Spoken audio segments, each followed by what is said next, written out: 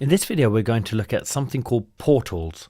Now, before we get into how to make a portal, why you make a portal, let's just see where we are with our database. Now, in the last video, we added some buttons, and since then I've tidied them up, given them a color, and kind of made them look a little bit nicer and part of this database. Now, let's go through the names that we've got in here. So we've got our 10 people in here, and that really doesn't give us much information about them apart from their name and their library number. Again, if we look at our books table, not really much information here, and of course I haven't put any buttons over here. I've only got the 10 books in my database so far, and again we've got all the relevant information, but it's not really helpful to anything. Now when we go to our borrowing, you can see I've got it in my Excel view, my table view, which makes it really useful for us to see what's going on. You can see that this person over here has taken out a book. You can see that Gal Gadot has taken out 3 books from my library. Ben Affleck over here has taken out 1.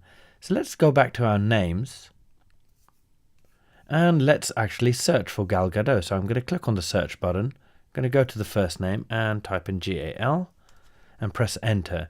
Now you can see again I have got this user in my system, but there's nothing that tells me how many books she currently has out. If we go to our borrowing table, of course we can see 1, 2, 3, how many books this person has.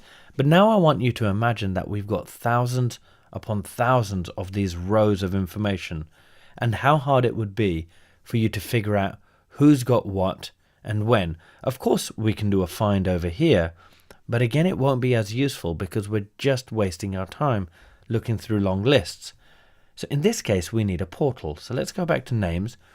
And what a portal is going to do is basically take the information that's in one table and show it in another table.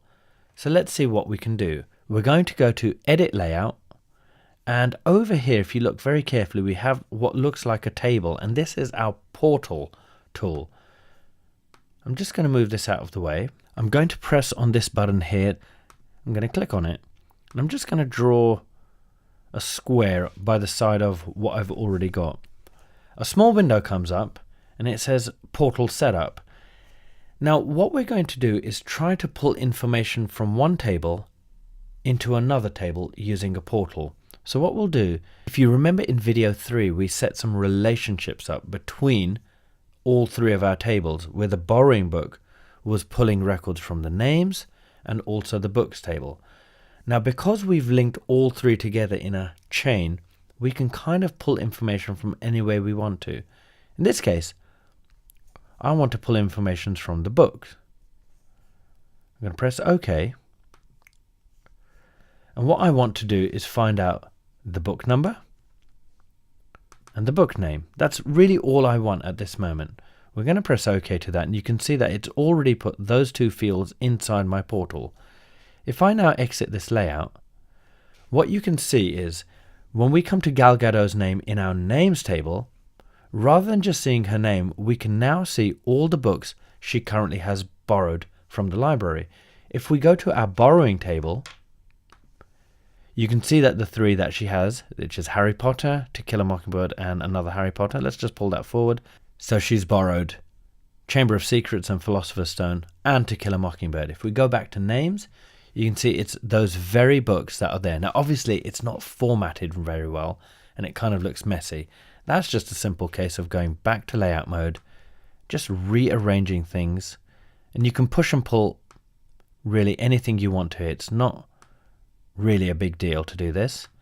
So we'll just tidy it up a little bit and see if that makes it any better. Let's exit that layout, and you can see it looks a lot better.